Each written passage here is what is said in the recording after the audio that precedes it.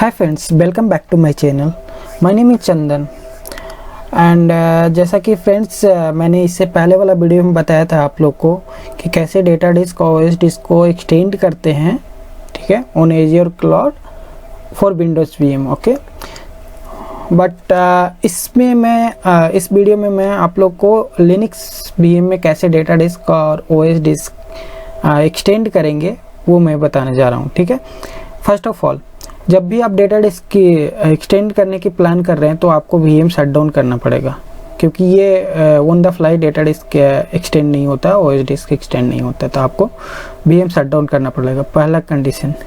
दूसरा कंडीशन, अगर यहाँ पे लिनक्स सिस्टम की बात कर रहा हूँ मैं, अगर आपका लिनक्स सिस्टम उबुंटू है और डेबियन है तो आपका on the fly OS disk increase कर जाएगा। ऑन द फ्लाई मीन्स अगर आप पोर्टल पे ओएस डिस्क को इंक्रीज करते हो तो वो इंटरनली सिस्टम पे भी रिफ्लेक्ट कर जाएगा डायरेक्टली, आपको कोई ऑपरेशन नहीं करना पड़ेगा internally.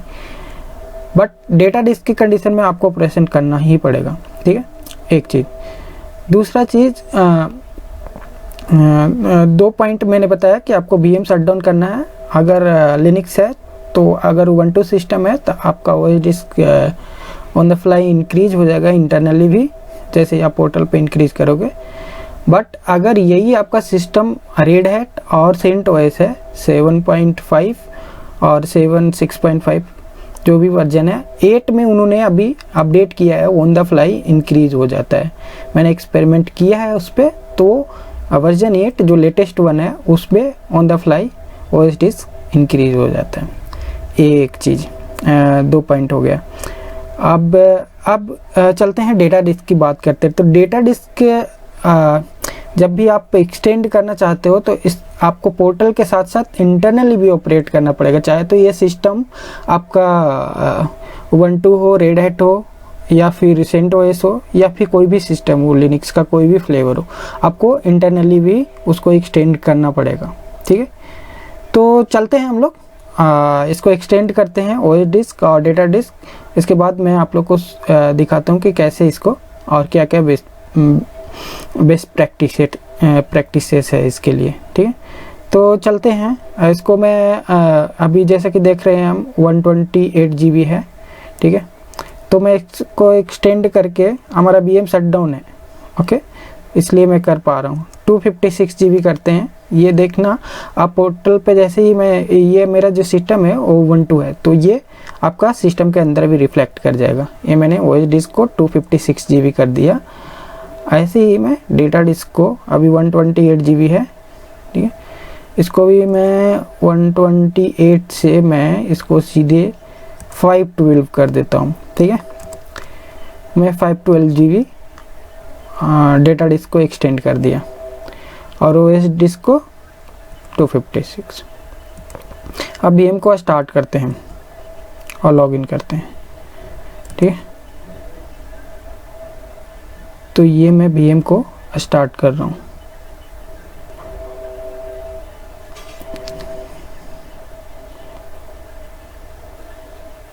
So guys, if you are new on my channel, please subscribe my channel, please like, share, okay, because I am creating valuable content for you guys only, so please like, share and subscribe my channel, okay guys.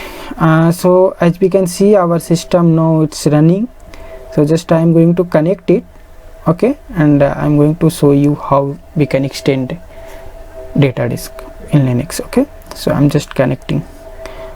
I'm already on terminal, so just I'm restarting the session.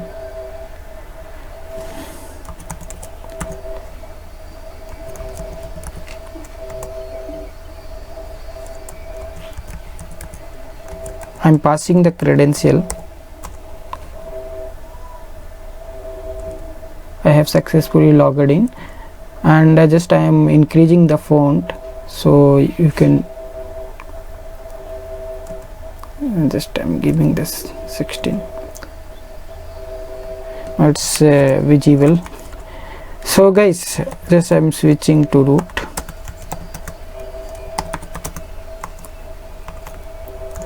तो guys, just perform df-h Okay, so as we can see our slash drive, this one which we have extended till 256, it's directly showing here 248 GB. Some data reserved for the file system, but its actual size used, so it's directly reflected, you can see, right? So OS disk directly extended, not required any operation. You just need to increase on portal level for Ubuntu system or Debian system. Okay, now come to this data disk. So for data disk, you can see here, right, it's showing 126 GB, and just perform next command lsblk, so it will list the blocks. So don't see this, actually just guys ये drive देखो SDA1, ये आपका data drive है, right, 512 GB। तो आपको दिखा रहा है कि ये डेटा जो SDA है, SDA का पार्ट कितना है 512 GB, बट जो SDA1 है वो आपको 128 GB दिखा रहा है। तो हम इसको कैसे एक्सटेंड करके 512 GB करेंगे, ये हम लोग इस वीडियो में देख रहे हैं, ठीक है। तो एक चीज़ और गाइज, जैसा कि कई लोगों को डाउट होता है कि मतलब डेटा लॉस हो जाएगा क्या हो कि नहीं होगा, तो उसके लिए मैंने क्या किया है कि ये जो माउंट पॉइंट है cd/data के अंदर मैंने कुछ फाइल क्रिएट किया है, ये मैंने अपने नेम से ही क्रिएट किया है, मैं इसमें कुछ राइट किया हूँ, ठीक है, हेलो टेस्ट। ओके, सो मैंने ये डेटा राइट किया है और ये for verification of data loss. Okay, तो चलते हैं हम लोग मेन ऑपरेशन पे। तो ये मैंने आप लोग को दिखा दिया कि डेटा लॉस वेरीफाई करने के लिए हमने एक डेटा क्रिएट कर रखा है कि अगर कुछ लॉस होता है या नहीं होता है उसको टेस्ट करने के लिए, ठीक है। तो हम लोग यूज करेंगे यहाँ कमांड fdisk। एक चीज़ और कि जब lsblk आप कमांड परफॉर्म करते हो तो इसमें जो मेन पार्ट है ना उस पर आप fdisk चलाना। कई बार क्या होता है मिस्टेक से fdisk लोग इस पे चला देते हैं SDA1, तो ये रिमेंबर रखना, fdisk dev SDA। गाइज आपके सिस्टम में OS डिस्क और डेटा डिस्क में भी आपका SDA हो SDB हो, आप जस्ट चेक करो, उसके अनुसार चलाना कमांड, ठीक है। मैंने ये चला दिया SDA पे क्योंकि मेरे केस में डेटा डिस्क है SDA। ओके, यहाँ पे आप जस्ट प्रिंट कमांड चलाओ, पीफ टाइप करके इंटर करो, तो आपको दिखाएगा एक 128 GB का ड्राइव है यहाँ, ठीक है, जिसका स्टार्टिंग सेक्टर है 2048, ठीक है। अब क्या करना है हमें, अब जो नेक्स्ट कमांड करना है वो हमें इस ड्राइव जो है उसका यूनिट जो होता है उसको हमें डिलीट करना है। अगर यहाँ पे आपका अगर मल्टीपल डेटा ड्राइव होता, ठीक है, इसी के अंदर SDA के अंदर SDA1 SDA2 होता, सॉरी SDA2, अगर आपने 512 के अंदर या फिर 1 TB के अंदर 2-3 ड्राइव अगर आपने क्रिएट कर रखा होगा तो यहाँ पे वो ड्राइव लेटर पूछेगा D के बाद, बट यहाँ पे नहीं पूछेगा क्योंकि ये सिंगल ड्राइव आपने क्रिएट कर रखा है, सिंगल पार्ट है आपका SDA का। तो जस्ट आप इंटर करो और इसने जो पार्टीशन 1 था उसको डिलीट कर दिया। अगर यहाँ मल्टीपल रहता तो आपसे पूछता 1 डिलीट करना है या 2 डिलीट करना है, तो आपको जो 1 डिलीट करना होता तो 1 आप टाइप करके इंटर करते, बट यहाँ पे 1 है इसलिए बाय डिफ़ॉल्ट 1 लिया, ठीक है। अब तो ये डिलीट हो गया, बट ये डेटा डिलीट नहीं हुआ, यूनिट डिलीट हुआ है, इसके अंदर का पार्ट, ठीक है, वो, ठीक है। अब आपको यहाँ से न्यू क्रिएट करना है, आप जस्ट एन टाइप करो, यहाँ पे पूछेगा प्राइमरी या एक्सटेंडेड। प्राइमरी आप मैक्स, इसका कॉन्सेप्ट है ठीक है, प्राइमरी और एक्सटेंडेड। अगर आपका प्राइमरी फुल हो जाता है तो आप एक्सटेंडेड क्रिएट करते हैं, बट हमारे पास तो ऑलरेडी एक सिंगल है, अभी सिंगल ड्राइव है, तो हम प्राइमरी के साथ ही जाएंगे। आप जस्ट डिफ़ॉल्ट सेलेक्ट करो यहाँ, ठीक है। यहाँ पे हमें इस चीज़ों को एक्सप्लेन करेंगे, मैं जब लिनक्स का आप लोग को पढ़ाने जाएंगे, स्टार्ट करेंगे, तो उसमें हम ये सारी जो टर्म्स है, प्राइमरी, एक्सटेंडेड, ये सारा terms we will discuss in detail. Okay, तो आप जस्ट आप डिफ़ॉल्ट के साथ जाओ, और नहीं तो आप टाइप कर सकते हो पी आप टाइप करके इंटर करो। यहाँ पे पार्टीशन नंबर, यहाँ पे मैं डिफ़ॉल्ट के साथ जा रहा हूँ कि मेरे को एक ही पार्टीशन चाहिए, ठीक है। यहाँ पे फर्स्ट सेक्टर, ये बहुत इंपॉर्टेंट वाली पार्ट है, क्योंकि अगर आपका यहाँ पे जो डिफ़ॉल्ट सेक्टर दिखा रहा है, अगर वो ये और ये अगर डिफरेंट रहेगा, तो आपका वो जो डेटा है ना, वो डेटा लॉस होने का डर रहेगा।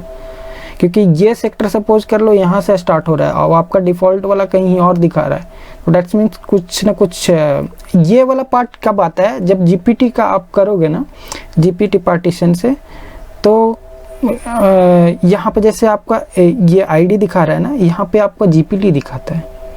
अगर ये पार्टीशन अगर जीपीटी में है ना, तो उस कंडीशन में कॉम्प्लेक्सिटी यहाँ पे आ जाती है।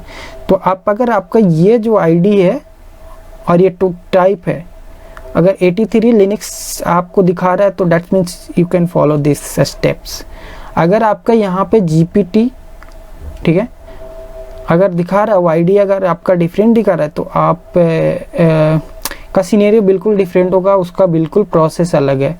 तो वो वैसा सिनेरियो मैं आपको एक्सप्लेन करूँगा जब भी मौका मिलेगा मेरे को, मैं एक वीडियो क्रिएट करूँगा और वो सिनेरियो मैं लूँगा, जब यहाँ पे आईडी के जगह पे कुछ डिफरेंट शो करता है, जीपीटी शो करता है, कई बार एक दो और टर्म शो करता है, ठीक है।